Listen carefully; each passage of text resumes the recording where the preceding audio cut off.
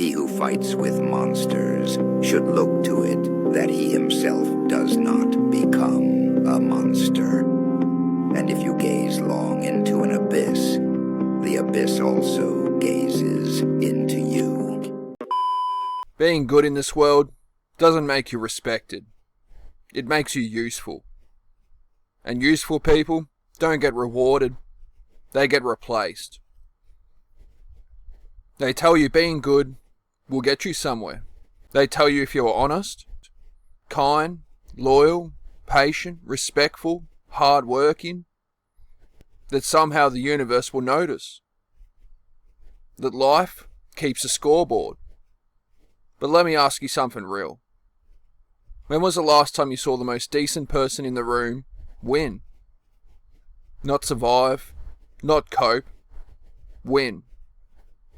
Because in this world, goodness isn't rewarded, it's harvested. Being good in an evil world doesn't make you noble, it makes you useful. You become the guy who stays late, the friend who always listens, the partner who always forgives, the worker who never complains, the man who never asks for more, and the one who holds everything together while everyone else climbs over his back. And they call that strength. But it's not strength. It's unpaid labour. See, evil doesn't always wear horns. Sometimes it wears confidence. It wears charisma. It wears a smile and a LinkedIn profile. Evil in modern society isn't violent. It's strategic. It understands incentives. It understands image. It understands how to look moral while acting selfish. Good people act based on how things should be. Bad people act based on how things are. And guess which one wins? Good people wait their turn. Bad people take the seat. Good people tell the truth. Bad people tell the story. Good people keep promises. Bad people keep options. Good people feel guilt. But bad people feel opportunity. You are raised to believe morality is power. But in reality, morality is only power when others share it. And they don't. They pretend to. They boast about it. They signal it. They sell it, but they don't live it. You can be the most loyal person in a room full of opportunists and still be the first one replaced. Because loyalty only matters to people who don't plan on leaving. Being good in this world is like bringing a rule book to a street fight and wondering why everyone's bleeding. You were told to be patient, so you waited, while others cut. You were told to be understanding, so you tolerated, while others demanded. You were told to be humble, so you stayed quiet, while others marketed themselves like they invented oxygen. And then one day, you look around and realize something painful. You didn't lose because you were bad. You lost because you were predictable. Society doesn't reward virtue. It rewards results. It doesn't care how you got there. It only cares that you arrived. That's why the loud win over the wise. The confident win over the competent. And the manipulative win over the moral. Not because they are better, but because they are bolder. Good people think in fairness.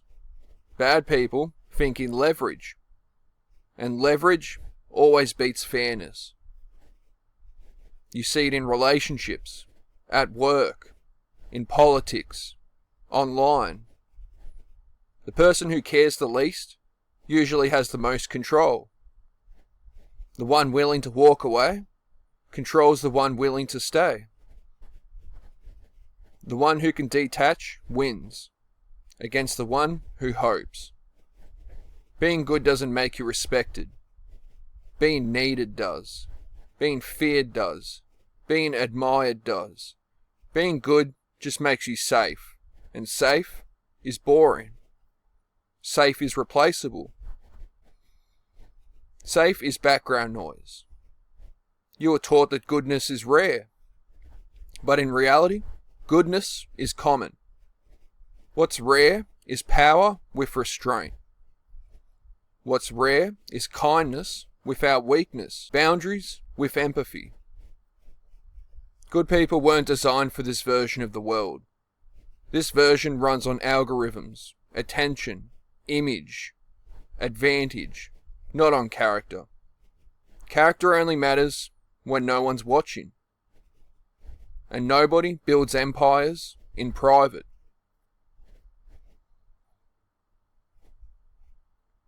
You don't climb by being fair.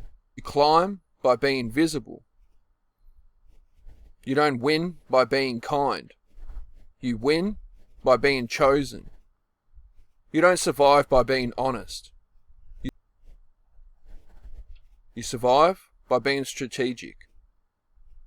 And that's the part nobody tells you. They sell you goodness as a destination. But it's actually a tax. A tax on ambition, on self-interest, on survival instincts.